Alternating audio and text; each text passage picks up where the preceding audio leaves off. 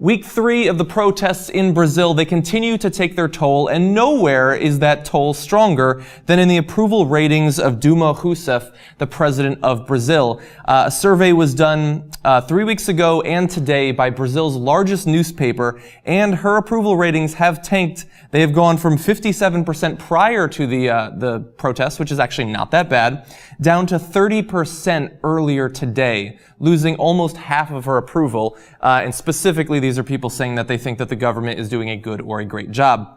Now, to put that in some American context, for instance, President Barack Obama over the past few months has had both the IRS scandal, the AP scandal, the NSA wiretapping, the data mining. There's still lingering questions over Benghazi if you're watching Fox News. All of those scandals, and he's lost 10% of his support, perhaps. But no, in Brazil, much stronger reaction coming out of those protests. As we said, about half of her approval. Now, if you're not familiar with the nature of these protests, they started a few weeks ago, and the initial impetus for them was some hikes in public transportation fees that Brazilians had major problems with. But similar to the protests in Turkey, what started as a very simple issue in response to one policy that was being pursued has now widened to include a number of different concerns, including government corruption, high taxes, poor public services, and the many billions of dollars that are being spent on next year's World Cup soccer tournament and also the 2016 Olympics that are going to be held in Rio. Now, more widely in Brazil, these protests are not just popular amongst the people protesting, which are incredibly large crowds, by the way. We've got some pictures for you. 81% polled by that large newspaper said that they support the nature and the goals of the protests. And what's interesting about this, we obviously started with the focusing on the drop in approval ratings for the president, but it's going to be an interesting question to see going into, I believe they have their next election next year, if it's going to take a real toll on her then, since it's not her specifically that is being hurt by this, but generally the entire government, all the parties concerned. The Brazilians tend to have a problem with all of them. We've got a quote from Pedro Arruda. He's a professor of political science at Catholic University in Sao Paulo. He says, the protest movement that began 2 weeks ago isn't necessarily a movement against the ruling Workers' Party, nor Dilma herself. It's a protest against the entire ruling class. The people are protesting all the parties.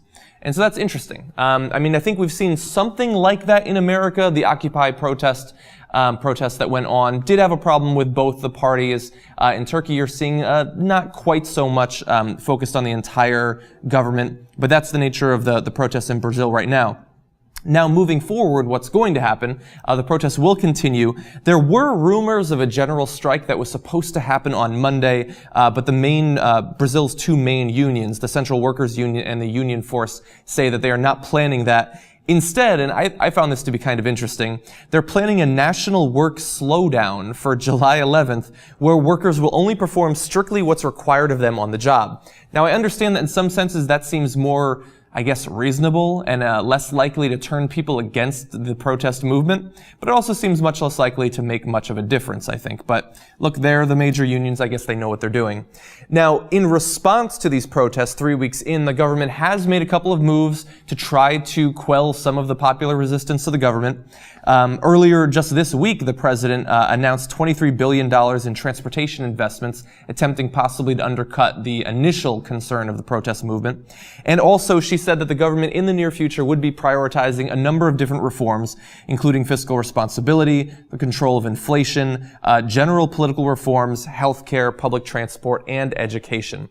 Now, similar to in Turkey, they have attempted to make some reforms there to try to take the wind out of the sails of the protest movement. I don't know if it'll be more successful in Brazil, judging by the size of the crowds and just the massive amount of anger that's been building up in that population. I kind of have my doubts that these are going to be enough to quell it. But we will continue to watch the situation in Brazil as it develops. And I guess I would have to say that as an American who rooted for the Occupy movement and was pretty disappointed when it fell apart without accomplishing much of its goals, I wish them the best.